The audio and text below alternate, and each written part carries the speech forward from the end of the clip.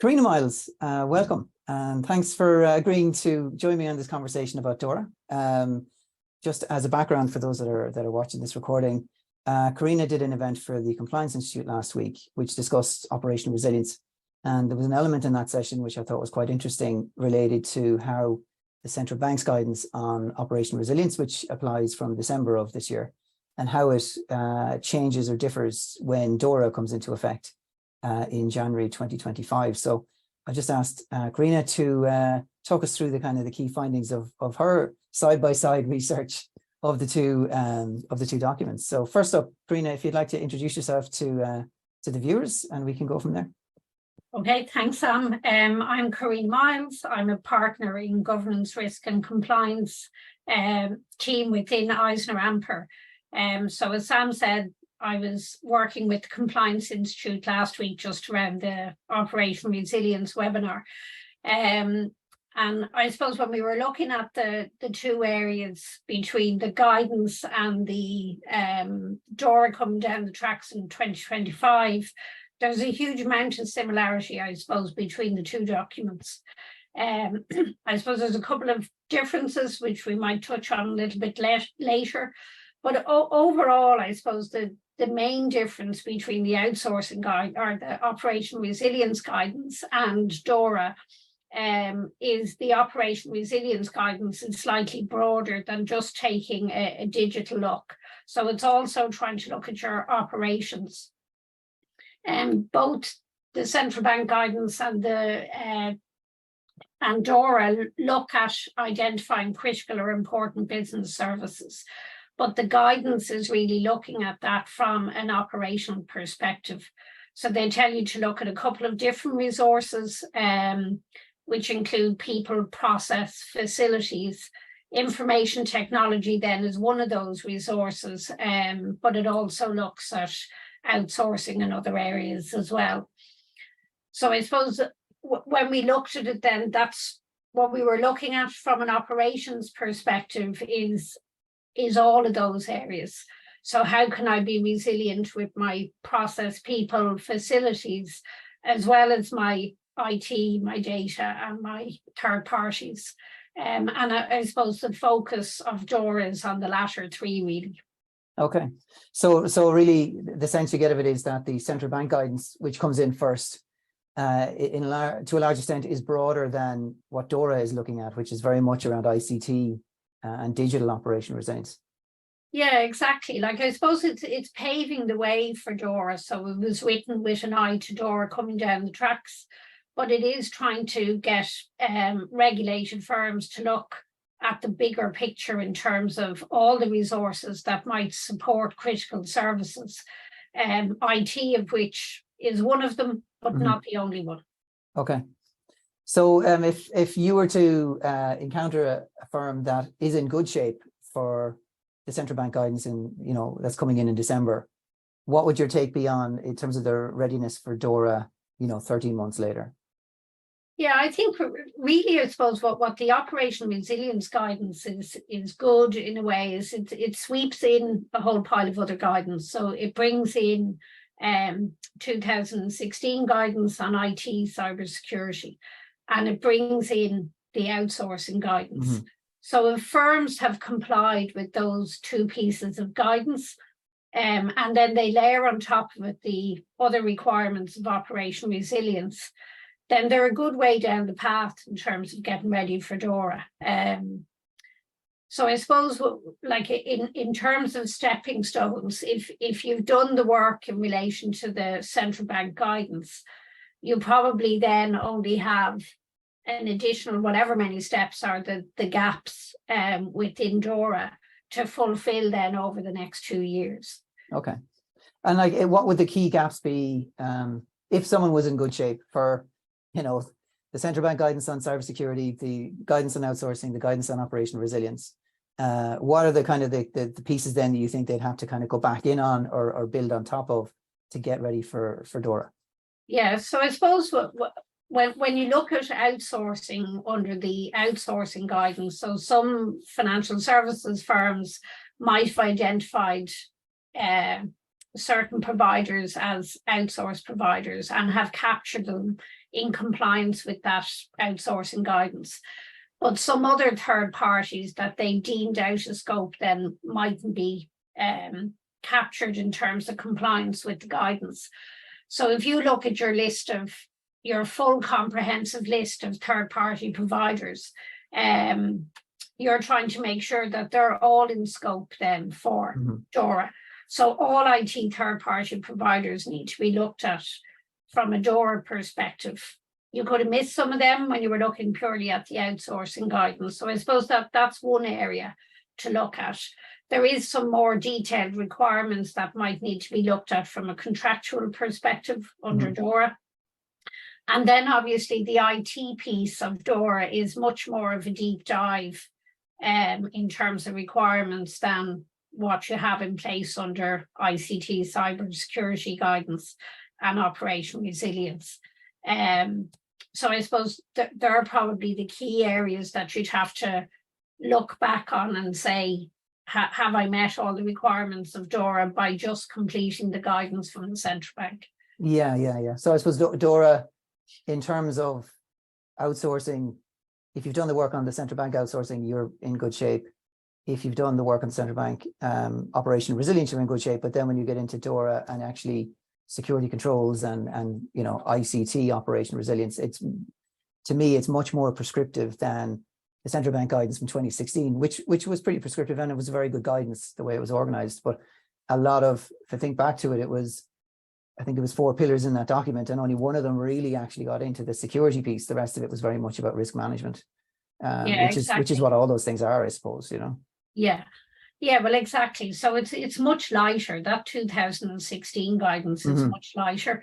And I suppose when you look at the operational resilience guidance, because it has that bigger picture view right across operational risk, it's really trying to look at resilience from a broader perspective on the end-to-end service delivery of critical or important services. So I think that particular area around IT is where people are going to need specialist advice, I suppose, in terms of exactly what am I supposed to be doing in terms of IT risk management, and is what I have in place be enough so that I'm compliant with DORA. And I think there are extra steps there that would need to be taken because, as you say, there's a lot more detail in relation to DORA in those areas. Yeah. I mean, like I'm just looking at it here, the ICT, the risk management articles there, and articles 5 to 16, you're reading it and then you get to article 16 and that's where it says, oh, and by the way, if you're a micro enterprise or if you're a small enterprise, all the things you've just read, the obligations are slightly reduced. And you think, like, could you not have put that as article 5 before the smaller firms actually read through all the madness of article 5 to 15? But maybe that was just the surprise that they put in. I suppose I just recently kind of did an introduction to DORA, kind of, a few pages just for people who've never looked at the regulation before. And one of the key things I said is, the first thing is find out if DORA does apply to you, because there are some exclusions.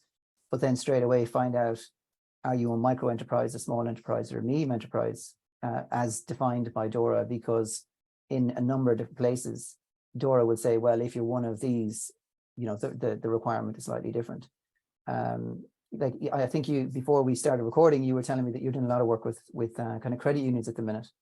And I know your background is much more on the kind of enterprise grade financial services institutions. Do you see different challenges in terms of, the smaller organizations and their compliance efforts and their preparations for this versus what you would have seen in the past with the larger firms? Yeah, I suppose from a larger firm perspective, outsourcing is probably nearly embedded in risk management and how they do business, because a lot of the operating models are an outsourced operating model. Whereas the credit unions probably don't think of the operating model as being in any way an outsourced operating model.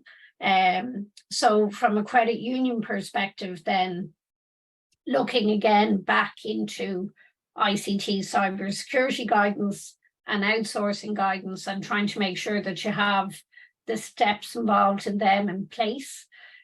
Because otherwise, when you're trying to look at operation resilience, you're nearly bumping up against a blockage to get those pieces right before you can move forward with your operation resilience. So that's probably the main areas that it is nearly this building block. You know, you've a bit of the jigsaw puzzle over here, which is outsourcing, another bit of the jigsaw puzzle, which is IT. And then you've your operation resilience around all of it. So how do I kind of piecemeal start putting the jigsaw together so that I have a kind of robust risk management system that covers all of my operational risks, one of which is IT and another which is outsourcing. Yeah. As you say, it's like if you come at it with looking at it from outsourcing, then you kind of get to the point where well, what am I supposed to be asking the outsourcers in terms of the contractual obligations or whatever? How do I prove their security controls? And then that suddenly makes you think, well, what about my own security controls? So that puts you into IT risk management in-house. And then as you're doing that, then you that kind of pulls you over into operational resilience. And, you know, you tend to kind of go around in a circle. It's very hard to know, well, which one do you do first? Or do you really do a number of them kind of in parallel because they inform each other? Yeah, I think you kind of have to do them in parallel because they do inform each other. So like if you have a good, say, IT asset register in place, you now have a good, clear picture of your IT and how it supports your critical functions. And the same with outsourcing. So that's kind of painted a good bit of the jigsaw puzzle for you now. And then you're saying, okay, if I have a risk event like COVID-19 happening again, then how am I going to make sure that I'm resilient around these? And how is my third-party provider going to be resilient? Yeah. And what impact does that have on me? So I suppose, especially if you have a disruptive event, you're going, it's not just me who needs to be ready. The guy who's supporting my services needs to be ready as well. So you're trying to look at the end-to-end picture of how your services get delivered. And I suppose you don't often think about that because you're often just focused on, I know my own operations and I can service my customers or members on a daily basis, no problem. And I know what happens if something goes wrong inside my own house. But if something goes wrong outside my house, maybe I'm not quite so sure or haven't thought about it that in enough detail about what I might need to do. Yeah, I mean, like I've certainly encountered, you know, working with a regulated firm. Obviously, there's an element of people understand the concept of compliance, regulatory compliance, and risk management. You know, and maybe they're growing in the maturity of that. But you then go into service providers, you know, IT companies or whatever like that, and it's very seldom that you'll find that separation of first line versus second line. You know, horizon scanning for new compliance requirements. You know, that kind of activity doesn't go on in most IT service providers. So when you're a regulated firm going out to your key service providers and saying, right, you know, can you demonstrate to us that you're doing all the things that we do to make sure that we're compliant, but that we're also resilient and you know, as secure as can be, you know, you kind of hit again another brick wall where they go, well, we just manage your servers, you know, we just manage your data. And then more often than we would like to think, a lot of the time it also reveals a disjoint between the client firm, the regulated firm, thinking that the IT provider is also managing their security, but the IT service provider saying, no, our contract is to manage the service, is to make sure the servers are up and running. There's nothing in our contract which obliges us to make sure that your environment is kept up to date with security and configured in line with best practice. And that can be quite a revealing moment for both sides, you know, because then there's a gaping hole in terms of the firm's ability to be able to state categorically that, you know, that they're taking reasonable steps to secure their environment because the people they thought were doing it aren't, you know, they're not contractually obliged to do it, and it's not happening. Yeah, especially when I suppose they've outsourced pieces of IT to different providers. And like until you start looking at that whole picture again and you're going end to end, am I okay? And is what I'm assuming they're doing actually what they're doing, to your point? And you're trying to make sure that there is no gaps. And I think probably what it is showing is there is gaps across that picture. And then a lot of contracts and SLAs and stuff are written quite a long time ago. So like what you were saying there in relation to third parties and their compliance or knowledge of regulatory compliance is a different level again. So you're trying to enforce this regulatory compliance through contracts and SLAs. And then the third party reporting, I suppose, back up the line as well needs to be clear so you can do your oversight and monitoring of the third party and be able to give the board that kind of level of assurance that there's nothing falling through the gaps, and that we know in terms of resilience who's doing what, who's picking up the pieces in each section. So I mean, like I see it a lot where the board updates will be, or we haven't, there have been no incidents, or we haven't been, or maybe it's termed we haven't been made aware of any incidents. And that can frequently be, you haven't been made aware of it because the third party that you think is keeping an eye out for these things isn't. And it's not necessarily the third party's fault because they were never, set up to provide that service. And maybe people have realized that, but they don't want to address that because that drives more work for both sides, and it certainly drives cost. So it's nearly, hear no evil, see no evil. It's like, if you don't ask the question and if you don't do the digging, you won't get back the answer that you'll get back, because it's just going to lead to more work. Whereas I think something like DORA is just going to force people to just face up to the fact that they can't continue to assume or pretend that things are being managed appropriately. They now have to document things down and make sure they're getting evidence these things are happening. Yeah, and I suppose that at the end of the day, like whether it's the guidance or the regulation, there's an obligation there, I suppose, on you anyway to say, I'm trying to deliver a service. If something goes wrong to that service, I still want to make sure that it's getting out the door to my customers. So I suppose ultimately it's a very practical guidance in one way, because it is making you look at your operational risks in a different light. And there might be things that are being thrown up around operational risks that you never really thought about before. So I suppose it nearly, like it's interesting as you go through it that it's proving itself right. It's proving, what it's expected to come out of it is coming out of it. And it probably is showing some cracks, but it's also trying to give you guidance as to how to close those cracks. And then I mean, it's not because, they're not just coming up with these regulations for fun. You read through it, and the majority of the stuff I'm reading, at least, it's like, well, that's part of how you take reasonable steps to secure an environment. It's not a guarantee that you will be secure, but if you're not doing, most of what DORA is telling you now need to do, then you are going to be far more likely to be attacked, and the impact could be far more disruptive. Yeah, well, exactly. And I suppose like they've looked back and said, these are the issues that we're seeing in financial services. So there is, it might have been credit and liquidity risk after the crash that was being looked at, whereas now the issues that they're seeing in the wider marketplace is operational risk. So in the same way as they put controls around capital and liquidity, now they're trying to put controls around operational risk. Yeah, and make sure that everyone, I suppose the other side of it is, if you've been spending the money, investing the time to comply with these regulations, and somebody, a competitor of yours is not, and they've been kind of winging it, hoping that, look, so long as the regulator doesn't knock on our door, we'll be fine. There's something wrong about that the firm that's doing the right thing for its customers and for the industry is spending money and time that their competitor isn't.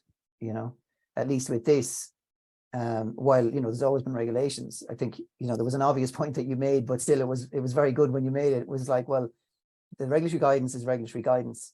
DORA is a law, so it's nearly, when you look at GDPR, and I know it has its flaws and whatever like that, but when you look now at the DPC's investigation reports and the detail that they provide, when they investigate how something happened, how a breach happened, you know, and then they talk about the sanctions or you know, whatever the remediation actions were, they go straight into, you know, appropriate security measures. You know, you didn't do this, or you were doing that, but you weren't doing this, and they tie it right back into a very specific article and a clause and a subclause, and it's like bang to rights. There's no getting around that. You know, there's no like, well, I interpreted that as meaning this other thing, or I didn't think it really applied to us. This is your floor. This is your minimum baseline.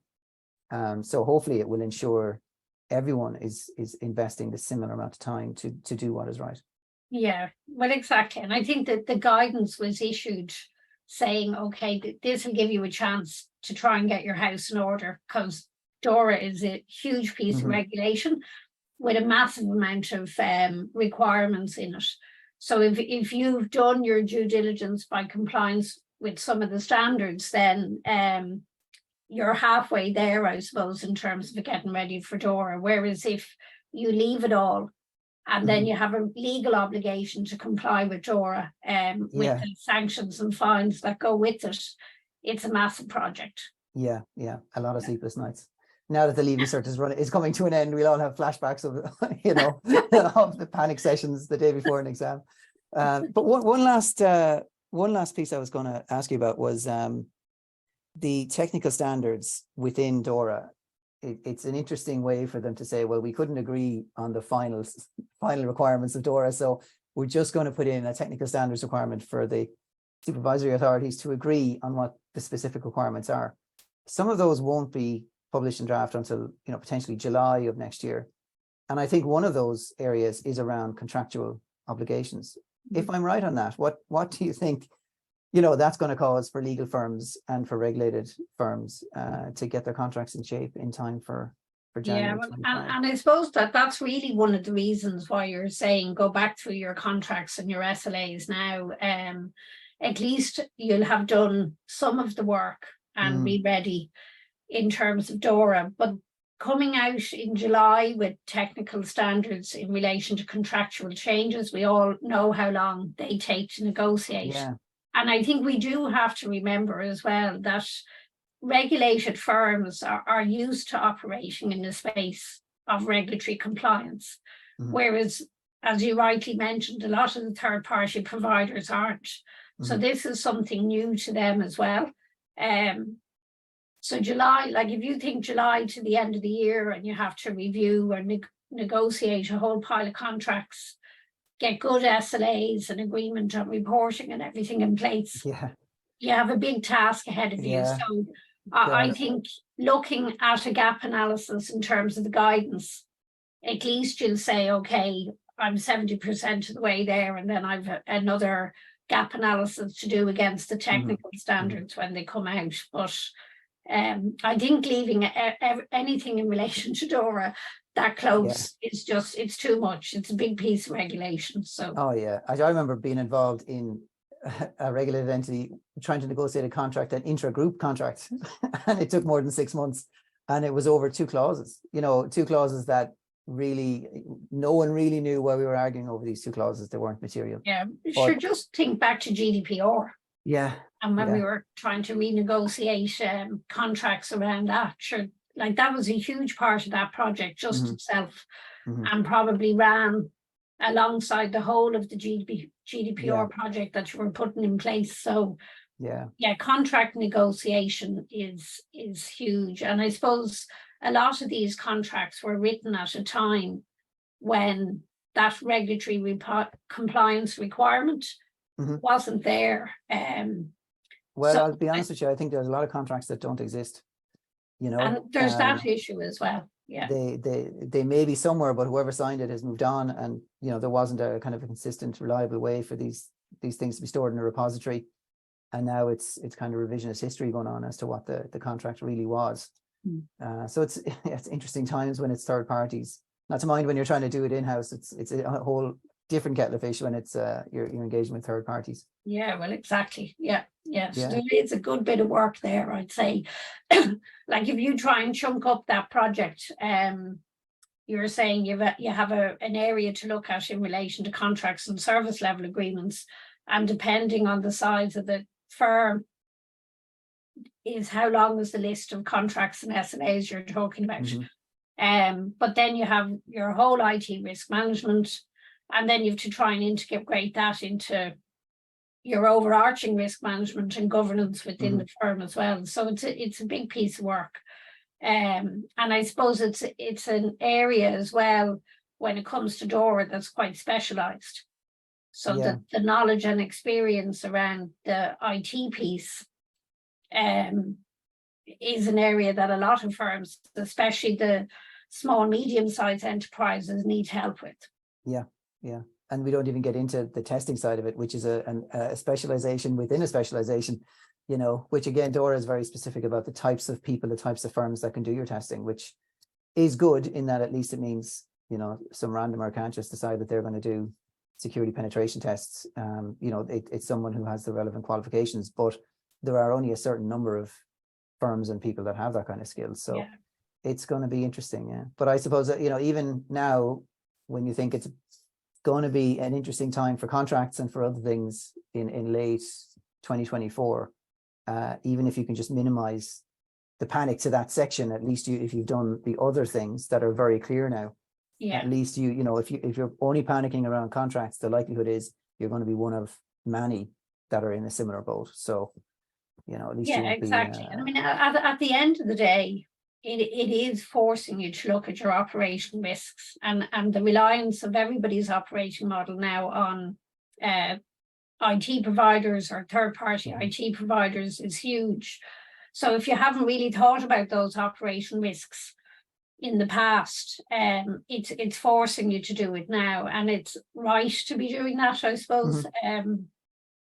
So that's where I keep saying again, it's actually quite practical as you go through the project. You're saying it's, you know, it actually makes me look at my business. How do I deliver my services day to day? I'm hugely reliant on IT. So how am I looking at my IT risks? So it's kind of forcing you to think about your operating model, I suppose, just in general. And while it is, you know, it can be painful and it'll take a bit of work, you kind of look at it the other way, which is, well, if you don't do it, you're an increased likelihood of there being some kind of an incident which has an impact and causes you to have to write one of those, you know, we're very sorry, dear customer. We take your security very seriously now, you know, like take it seriously now before, you know, to reduce the likelihood of these issues so that you don't have to write those letters in the future. And I suppose that's really what DORA is trying to get us all to do. So, Carina, that was great. I don't want to take up any more of your time. I know you're in demand. You're telling me you're on another podcast today. So, you're doing a tour, a speaking tour now, is it? But if anyone wants to get in touch with you, given the fact that you are helping organizations around this area of regulatory compliance, how's the best way for them to get in touch? So I suppose our website, eisneramper.ie, or it's carina.myles@eisneramper.ie. Great. Okay. Well, thanks again for your time, Carina, and hope to talk to you soon. Thanks, Sam.